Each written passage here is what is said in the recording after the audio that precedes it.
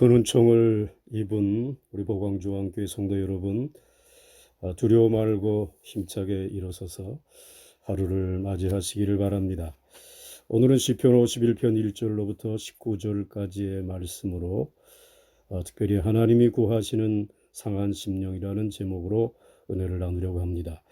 우리가 인생을 살아가면서 만나는 위기 가운데 가장 큰 위기는 인간관계의 위기입니다. 하나님은 삼위일체의 신비로운 관계를 통해서 그의 피조물도 훌륭한 관계를 맺고 살아가기를 원하셨습니다. 그러나 이 모든 인간관계를 깨트리는 것이 죄였습니다. 죄의 본질은 우리의 삶의 내용인 그 아름다운 관계를 깨트리는 것이 죄입니다. 다윗이라고 하는 임금은 하나님이 없는 것 없이 축복해 주신 왕입니다. 그러나 그가 자기 신하인 우리아의 아내를 범하면서부터 좋은 관계를 끊어버리고 말았습니다. 먼저는 하나님과의 관계가 단절되고 신하들과의 관계가 단절되고 백성들과의 관계가 단절되고 하나님의 종 나단 선지자와의 관계도 단절될 위기에 놓이게 되었습니다. 이제 왕의 직위가 무슨 소용이 있으며 국고에 쌓인 보물이 무슨 유익이 있습니까? 이렇게 인생이 살다가 가장 큰 혼란을 당하고 당혹하게 되는 것은 돈 때문도 지위 때문도 건강 때문도 아닙니다. 서로 사랑하고 신뢰할 만한 관계가 파괴되고 단절된 것이 가장 큰 질병이며 문제입니다. 물고기가 물을 떠나 살 수 없듯이 인간은 하나님이 허락하신 관계를 떠나서는 살 수가 없습니다. 이렇게 죄는 무서운 것입니다. 그러나 오늘 본문의 다윗은 인생의 가장 큰 위기를 헤쳐나가고 있습니다. 첫째로 그는 자신의 죄를 덮어버리지 않았습니다. 다윗은 주의 말씀을 가지고 나단 선지자가 와서 잘못을 지적할 때에 죄를 시인하였습니다. 사무엘하 12장 13절에 다윗이 나단에게 이르되 내가 여호와께 죄를 범하였노라. 이것이 회개의 첫걸음입니다. 오늘 본문 1절에도 하나님이여 주의 인자를 쫓아 나를 긍휼히 여기시며 주의 많은 자비를 쫓아 내 죄가를 도말하소서. 또 3절에서도 대저 나는 내 죄가를 아오니 내 죄가 항상 내 앞에 있나이다. 다윗은 자신의 죄가를 알고 그 죄가 항상 자기 앞에 있다고 정직하게 털어놓았습니다. 사람의 심령 속에는 언제든지 자신의 죄과를 덮어두고 타인에게 그 죄과를 돌리려고 하는 습성이 있습니다. 최초의 인간 아담도 선악과를 따먹고 동산 은밀한 곳에 숨었습니다. 그리고 하나님에게 발견되었을 때에도 그 책임을 자신에게 잊지 않고 하나님에게 책임을 전가하였습니다. 하와를 뱀에게 뱀은 하나님에게 반항을 하며 그리고 대들었습니다. 사람들은 자신의 죄가를 우선 덮어버릴 수 있다라고 생각하고 그대로 안 되면 남에게 덮어 씌울 수 있다라고 생각합니다. 그러나 속이지 마십시오. 우리는 하나님께 죄를 숨길 수가 없습니다. 덮어버릴 수도 덮어 씌울 수도 없습니다. 민수기 32장 23절에 내 죄가 정녕 너를 찾아내리라 하였습니다. 죄는 숨겨두면 숨겨둘수록 우리를 불행하게 만듭니다. 그러므로 언젠가는 다시 만나게 될 죄악을 잠시 덮어두었다고 안심하지 마시기 바랍니다.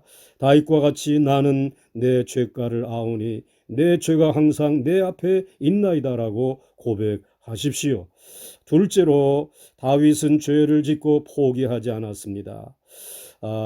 이제 매우 죄를 지었다고 비록 죄를 지었다고 할지라도 하나님 앞에 내가 하나님을 통해 얻을 수 있는 용서와 자비 가운데서 소망을 포기하지 않았습니다. 1절에 하나님이여 주의 인자를 쫓아 나를 긍휼히 여기시며 주의 많은 자비를 쫓아 내 죄과를 도말하소서.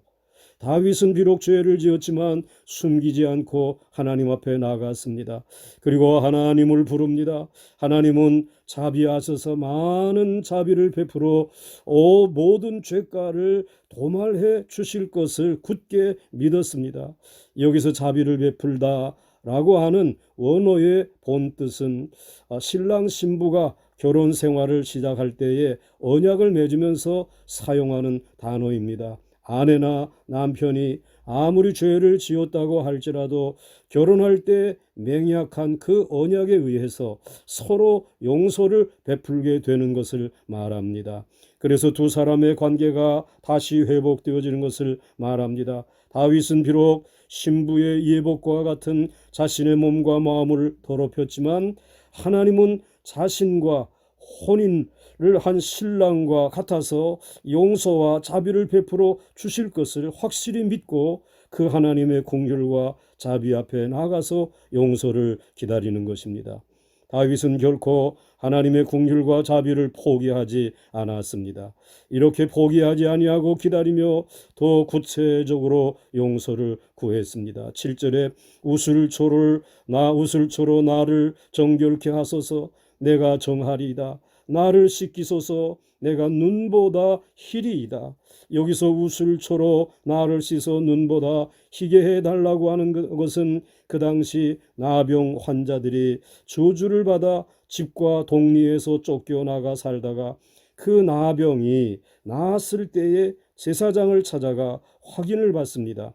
그때 치료된 것이 확실하다면 제단에 바쳐진 제물의 피를 우슬초라고 하는 풀에 발라서 나병이 고침받은 사람의 몸에 뿌려서 그동안의 부정을 씻어 줍니다.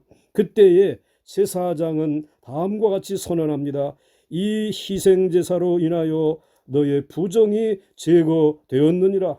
너는 다시금 돌아와서 이제 너의 백성들과 연합할지라. 이렇게 다윗은 자신이 지은 죄를 말끔히 이제 온 몸에 이제 이 곰팽이가 돋을 나병과 같은 처지가 되었지만, 그래서 하나님과 모든 이웃과의 관계가 단절되었지만 하나님 앞에 나가면 하나님이 피를 뿌려서 모든 죄악을 씻어 맑게 하여 주실 것을 확실히 믿고 포기하지 않았습니다. 사랑하는 보강종학교 성도 여러분, 돈을 버는 일은 포기해도 좋습니다.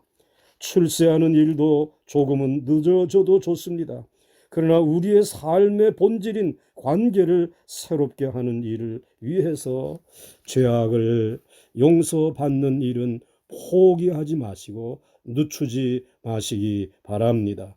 하나님은 자비를 베푸시고 용서하십니다. 이제 마지막으로 다윗은 새 일을 시작하고 그치지 않았습니다. 다윗은 하나님의 용서를 받는 일이 끝이 아님을 알고 있는 사람이었습니다. 하나님이 용서하신 것은 새로운 삶의 시작을 허락하신 것을 깨달아 알았습니다. 자신의 더러운 심령의 칠판에 낙서가 깨끗이 지워졌다면 이제는 그곳에서 새로운 진리를 적어 나가야 하지 않겠습니까? 그래서 다윗은 10절에서 하나님이여 내 속에 정한 마음을 창조하시고 내 안에 정직한 영을 새롭게 하소서. 나를 주 앞에서 쫓아내지 마시며 주의 영을 내게서 거두지 마소서. 자신의 새로운 심령에 정직한 영을 더욱 새롭게 해 주시고 그 영을 내게서 거두지 말아 달라는 것입니다. 그것은 정직한 영인 성령을 자신의 마음에 가두어 두기 위함이 아니라 이 땅에 범죄자들을 쫓아가서 주의 도를 가르치고 마침내는 그 죄인들을 주께로 돌아오게 하려고 하는 소원 때문이라고 고백하고 있습니다. 이런 멋진 새 일을 시작하고 싶다라는 말입니다. 이제 우리도 죄를 용서받았다면 새로운 출발이 있어야 합니다.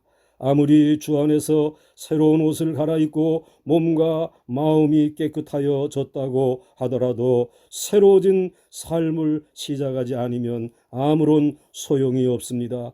그러므로 이제부터는 모든 우리의 인간관계를 깨트리는 죄를 경계하면서 주 앞에 담대히 나와 용서받고 새로운 일을 시작하십시다. 다윗은 용서받기 전에 이제 남긴 업적보다도 새로워진 다음에 남긴 업적이 더 크고 위대하였음을 우리는 잘 알고 있습니다. 여러분 앞에 새로운 일이 준비되어져 있는 줄 아시고 오늘도 그 하나님 앞에 머리를 숙일 수 있기를 주의 이름으로 간절히 축원합니다.